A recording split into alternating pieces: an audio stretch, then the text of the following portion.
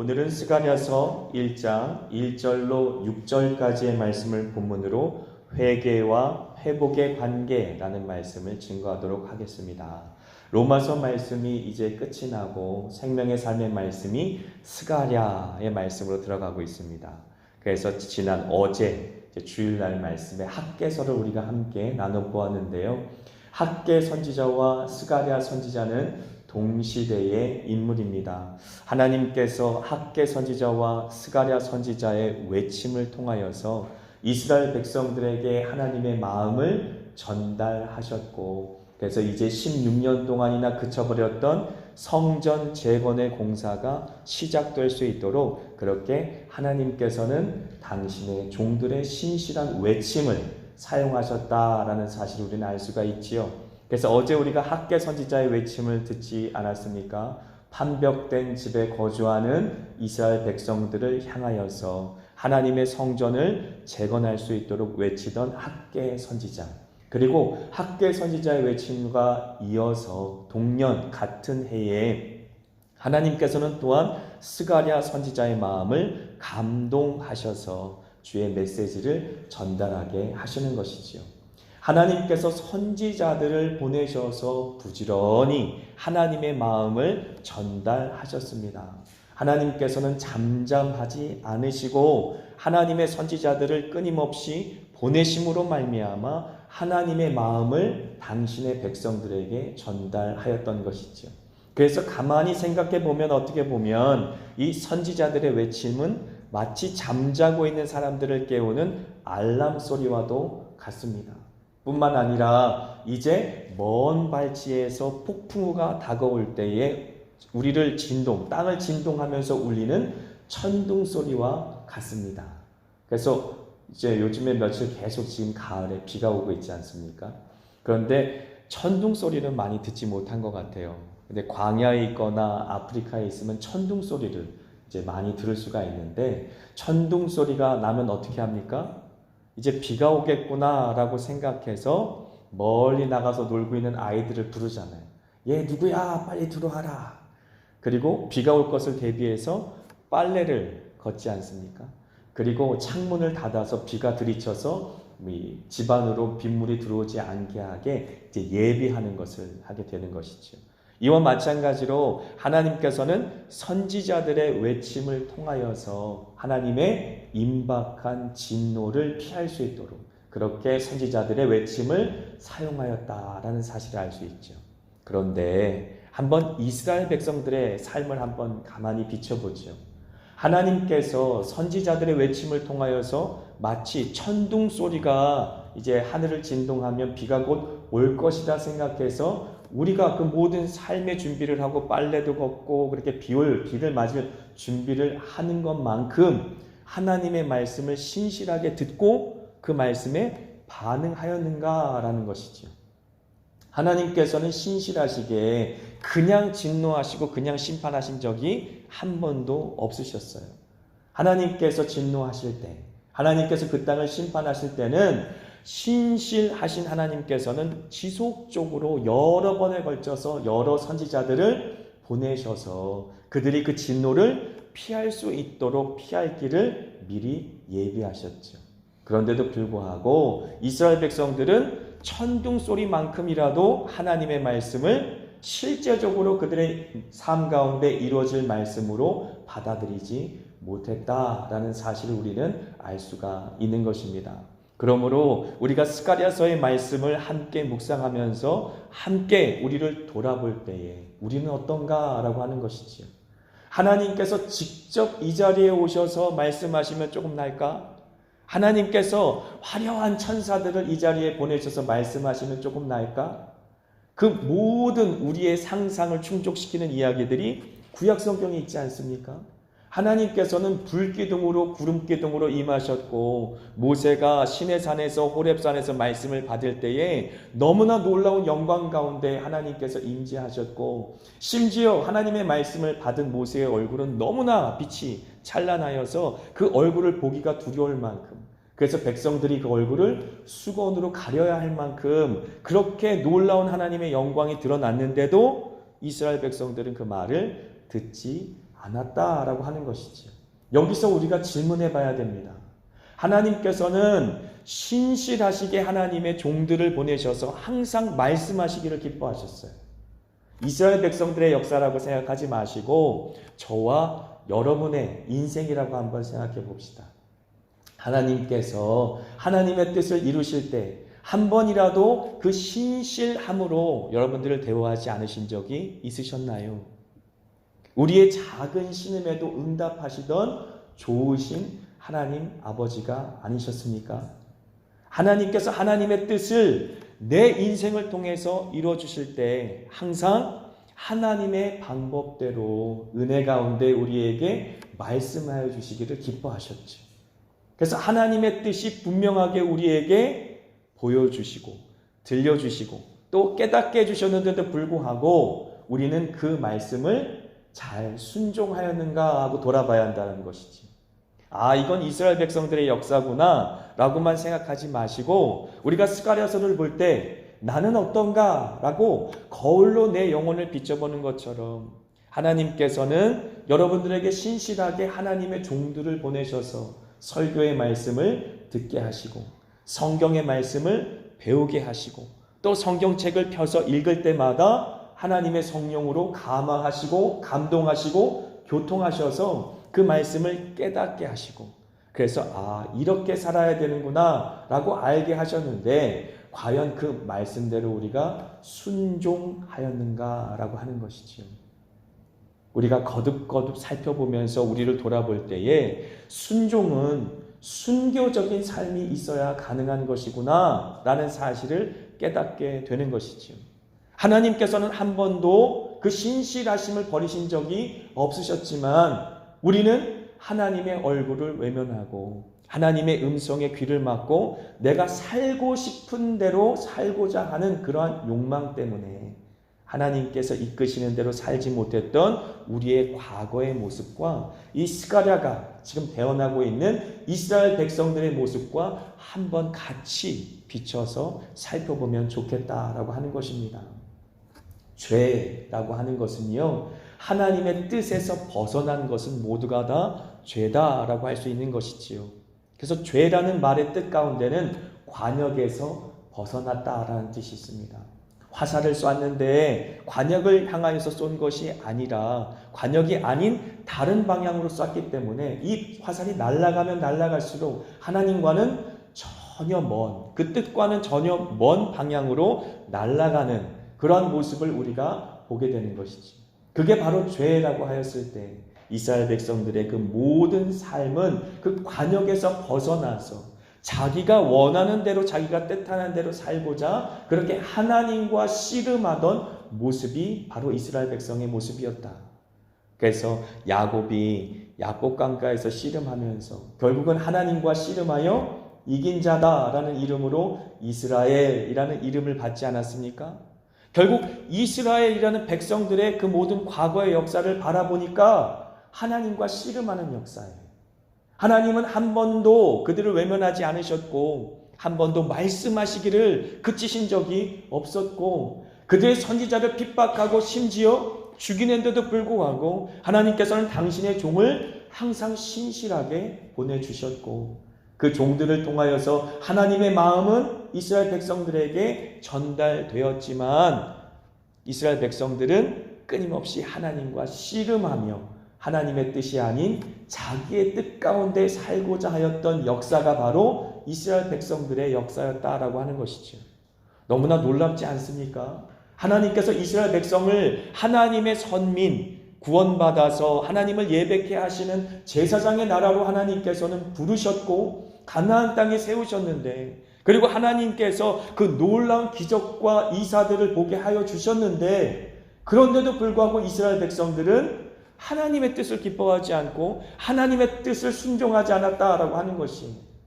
근데 민수기의 말씀 보니까 민수기 12장 3절에는 이런 말씀이 있어요. 이 사람 모세는 온유함이 지면의 모든 사람보다 더하더라 라는 말씀이죠. 모세라고 하는 한 사람이 하나님 앞에 온유한 사람으로 서 있었기 때문에 그나마 이스라엘 백성들이 하나님의 뜻 가운데 모세가 살아있는 동안 인도함을 받았다라는 뜻도 될 것입니다.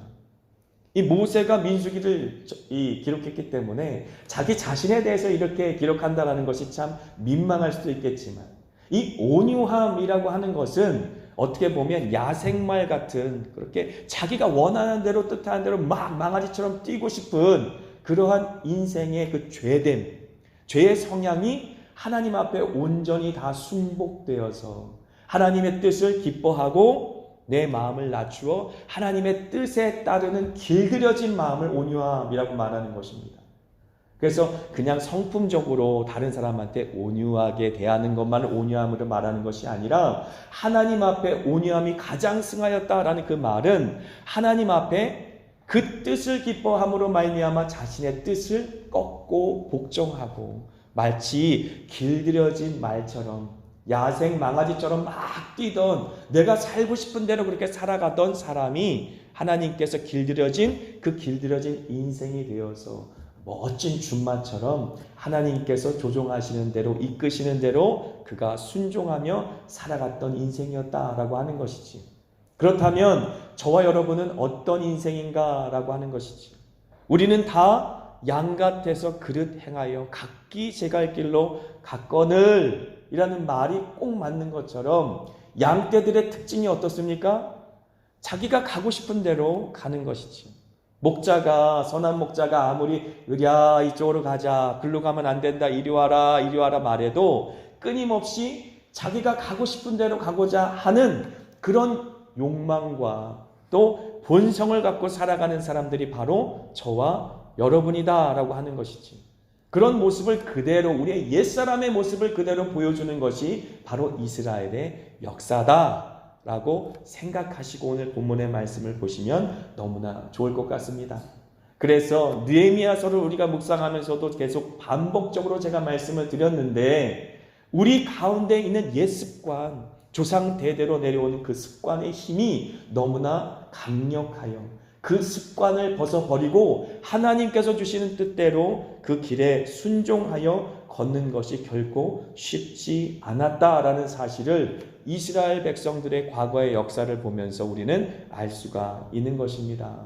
우리가 아무리 몸부림쳐도 힘으로도 되지 않고 능으로도 되지 않고 오직 성령으로 말미암아 되는 것이 바로 우리의 옛사람을 죽이고, 그런 순교적인 그 모든 죽음의 역사가 우리 가운데 일어나서 우리의 옛사람이 죽어야, 그래야 하나님 앞에 순종할 수 있는 일들이 일어난다라고 하는 것이죠. 우리가 죽지 않으면 결코 하나님의 뜻에 순종할 수 없다라고 하는 것입니다.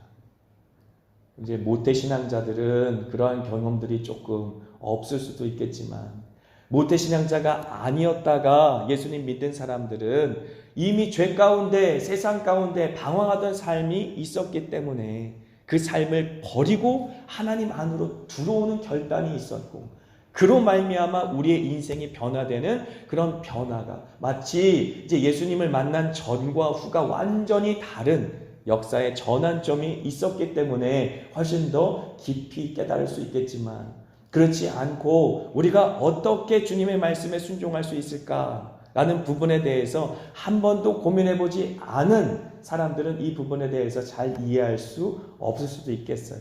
하지만 우리가 옛사람과 끊임없이 몸부림치면서 옛사람이 죽어야 하나님께서 우리를 새롭게 하시는 새 사람으로 말미암아 하나님의 말씀에 순종할 수 있다라는 사실은 성경 전체가 우리에게 증언하고 있는 내용이다라고 하는 것이지요.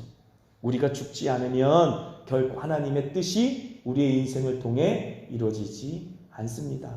우리는 거칠고요, 우리는 반항하고요, 우리가 원하는 대로 살고 싶은 것이 우리의 본성입니다. 마치 양처럼 그릇 행하고 우리가 원하는 대로 가고 싶은 것이 바로 우리의 기질입니다. 그런데 그럴 때에 하나님께서 외치는 음성을 듣고 그 말씀이 능력 가운데 성령과 더불어 우리 마음과 심령 가운데 임하여서 우리의 옛사람이 죽고 다시 새 사람으로 거듭날 때, 그때 비로소 부활의 생명으로 새로운 삶의 역사로 하나님께 영광을 돌려 드릴 수 있는 것이지요. 그래서 이제는 내가 없고 오직 예수 그리스도만 드러나는 삶이 되는 것이지요. 이제 더 이상 내 이름으로 사는 것이 아니라 나는 죽고 내 안에 살아계신 예수 그리스도로 말미암아 산다라고 하는 그 십자가의 죽음과 부활의 체험이 매일 매 순간 있어야만 하기 때문에 신앙의 핵심, 신앙에서 가장 중요한 부분은 바로 그렇기 때문에 회개가 될 수 있겠습니다. 오늘 스가랴서 이제 시작하지만 스가랴서가 계속 강조하는 것이 바로 회개예요. 회개가 빠져버린 신앙은 결코 그렇기 때문에 하나님이 기뻐하시는 신앙의 모습을 가질 수가 없다라고 할 수가 있는 것입니다. 한번 첫 번째 메시지 한번 보겠습니다. 2절의 말씀 같이 한번 읽습니다.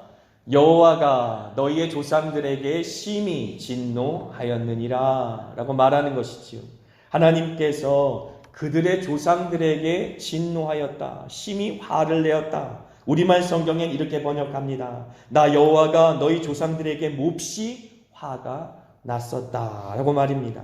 그렇습니다. 이것이 바로 스가랴 선지자가 이제 이스라엘 백성들에게 전달하는 알람과도 같았어요. 경고의 음성과도 같았습니다. 너희들 조상들에게도 내가 똑같이, 하나님께서 똑같이 이 경고의 음성을 전달한 것이 아니냐. 하지만 그들은 그 경고를 온전히 듣지 않았다라고 하는 것이죠. 6절의 말씀입니다. 같이 한번 읽습니다. 내가 나의 종 선지자들에게 명령한 내 말과 내 법도들이 어찌 너희 조상들에게 임하지 아니하였느냐. 그러므로 그들이 돌이켜 이르기를 만군의 여호와께서 우리의 길대로 우리 행위대로 우리에게 행하시려고 뜻하신 것을 우리에게 행하셨느니라. 아멘. 마치 반면 교사처럼 하나님께서는 하나님의 선지자들을 통하여 하나님의 말씀을 증거하셨지만 그 말씀이 그대로 이스라엘 백성들 가운데 부정적인 방면으로 저주와 사망으로 임하였다라고 하는 것이지요. 모세 이후로 끊임없이 하나님께서 보내신 선지자들, 그래 하나님께서 전하신 말씀에 순종하면 복의 길이고 그 말씀에 불순종하면 저주의 길이다라는 분명한 말씀을 주셨는데도 불구하고 그 말씀을 순종하지 못하여 결국은 그들은 심판과 진노 가운데 빠질 수밖에 없었다라고 하는 것이지요. 그래서 그들의 모든 과거의 선진들은 죽었지만, 그들의 모든 과거의 선조들은 죽었지만 그 악습은 남아있어서 지금 너희들에게까지 영향을 미치고 있지 않느냐라고 말하는 것이지요. 하나님께 불순종하고 그 말씀을 온전히 따르지 못하던 그의 모든 악한 습관들이 남아있어서 이제 후손들인 너희들까지 대대손손 남아있는 것이 아니냐라고 하는 것이지요. 그 악습을 끊어내야, 그리고 다시 하나님의 말씀에 순종하는 새로운 마음으로 거듭나야 하나님께서 그들에게 내린 심판과 진노를 돌이켜 다시 축복의 길로 인도할 것이 아니냐라고 말씀하시는 것입니다. 이사야서 40장 8절의 말씀 같이 읽습니다. 풀은 마르고 꽃은 시드나 우리 하나님의 말씀은 영영이 서리라 하라. 아멘. 그렇습니다. 역사적 시간은 지나가고 그리고 선진들도 역사의 뒤안길로 다 지나가고 과거에 이름 높았던 모든 지도자들이나 그러한 이제 자기네 그 조상들도 다 열조로 돌아가고 아무도 남지 않았지만 그들을 향한 하나님의 말씀은 그대로 남아서 역사가 되었다라고 하는 것이지요. 그들이 과거를 돌아봐서 나의 선조들이 하나님의 말씀을 순종하지 못하였기에 이러한 비참한 역사가 우리에게 남았구나 라고 하는 역사는 남아있지 않느냐라고 하는 것입니다. 그 역사를 반면교사 삼아서 다시는 그러한 잘못된 길로 빠지지 마라 라고 경고하고 있습니다. 그래서 그러므로 3절 같이 읽습니다. 그러므로 너는 그들에게 말하기를 만군의 여호와께서 이처럼 이르시되 너희는 내게로 돌아오라. 만군의 여호와의 말이니라. 그리하면 내가 너희에게로 돌아가리라. 만군의 여호와의 말이니라 라고 말씀하시는 것이죠. 그래서 신앙의 핵심은 회개라고 말씀을 드렸어요. 돌아오라 돌아오라 돌아오라 라고 주님께서 말씀하시는데 하나님께로 돌아가는 것 자체가 회개라고 우리는 이해할 수 있을 것입니다. 이 세상에서 내 뜻대로 살고 싶습니다. 주님, 제발 나를 내버려 두세요. 내가 원하는 대로 살고 싶습니다. 나도 내 삶의 계획이 있습니다. 그리고 자기가 원하는 대로 마음껏 살던 그 모든 삶을 내려놓고 하나님과 더불어 손잡고 이제 함께 동행하고자 그렇게 주님의 품으로 돌아오는 역사가 바로 회개라고 하는 것이지요. 주님 손 뿌리치고 씩씩하게 그렇게 살아가던 이스라엘 백성들에게 Return to me, 나에게로 돌아와라 라고 주님께서는 말씀하십니다. 그렇다면 이렇게 회개, 여호와께로 돌아가는 두 가지의 방법, 두 가지의 길에 대해서 스가랴 선지자는 뭐라고 말씀했을까요? 그 첫 번째는 본받지 마라 라고 말하는 것입니다. 과거 선조들의 그 모든 악습, 그들의 구습을 본받지 마라 라고 말하는 것이지요. 4절의 말씀입니다. 같이 읽습니다. 너희 조상들을 본받지 말라. 옛적 선지자들이 그들에게 외쳐 이르되 만군의 여호와께서 이같이 말씀하시기를 너희가 악한 길, 악한 행위를 떠나서 돌아오라 하셨다 하나 그들이 듣지 아니하고 내게 귀를 기울이지 아니하였느니라. 여호와의 말이니라. 하나님의 말씀을 듣지 않은 것이 그들의 악한 습관이었다라고 하는 것이지요. 어떻게 그럴 수가 있는가? 제가 초두에도 말씀드렸지만 천둥 소리가 나도 우리가 비를 예비하는 것이 인지상정인데 만군의 여호와이신 하나님께서 생명 되신 그 말씀을 우리에게 증거하여 주셨는데 듣지 않은 것이 그들의 습관이었다라고 하는 것이지요. 그 듣지 않은 악습, 악한 길, 악한 행위에서 돌아오라, 돌이키라 라고 말하는 것이죠. 제발 너희들의 삶의 본을 과거의 조상들에게 두지 말아라. 그들을 본받지 말아라 라고 말하는 것이지. 그래서 로마서 12장 2절에는 뭐라고 말하냐면 너희는 이 세대를 본받지 말고 오직 마음을 새롭게 함으로 변화를 받아 하나님의 선하시고 기뻐하시고 온전하신 뜻이 무엇인지 분별하도록 하라 라고 말하는 것이지요. 요즘 세대를 AI 시대라고 말해요. 어제도 우리 자녀들과 함께 AI에 대해서 잠깐 토론한 적이 있는데 제가 AI에 대해서 토론하면서 그 얘기를 했습니다. 구글에만 검색어를 넣어도 자동적으로 요즘은 AI가 답변을 해줘요. 그래서 쭉 어떻게 되는지 그 이슈에 대해서 자기 나름대로 정리해서 이야기해 주는데 이 사이트별로 올라온 이야기들을 정리해서 취합해서 이야기해 주는 거기 때문에 어떤 이야기는 맞는 이야기도 있지만 어떤 이야기는 틀린 이야기도 있더라라고 하는 것이지요. 그래서 심지어 저는 몰랐는데 미국에서도 이제 이 AI랑 소통을 하던 아이들이 이제 그런 상태면 나랑 가까워지기 위해서 자살해라 라는 이 종류의 조언을 받고 심지어 자기 스스로 목숨을 끊는 일들도 있었다고 해요. 그러니까 어떻게 보면 이 세대의 사상과 생각의 대변을 AI가 해주는 것이죠. 옳고 그름의 문제가 아니라 이 세대 사람들이 많은 글들을 올려놨지 않겠습니까? 그 글들이 맞는지 틀린지 사실 AI는 분별할 능력이 없을 것이에요. 다만 이 세상의 사람들이 만들어낸 그 모든 중심된 사상을 다수결의 원칙처럼 중심된 사상을 뽑아서 정리해서 우리에게 알려준 것 뿐이겠지요. 그런 것처럼 우리가 이 땅 가운데 살아가면서 이 세대를 본받아 이 세상 사람들이 다수결의 원칙으로 많은 사람들이 주장하는 것이 진리인 것처럼 여기고 진리인 것처럼 너무 쉽게 믿어버리는 그러한 시대 속에 우리가 살아가는데 그렇지 않고 우리는 우리의 조상뿐만 아니라 이 세대에 살아가는 사람들의 그 모든 문화나 풍습이나 그런 습관들을 배울 것이 아니라 오직 하나님의 말씀에 귀 기울이고 그 말씀을 들어야만 한다라고 하는 것입니다. 그리고 두 번째는 떠나라라고 하는 것입니다.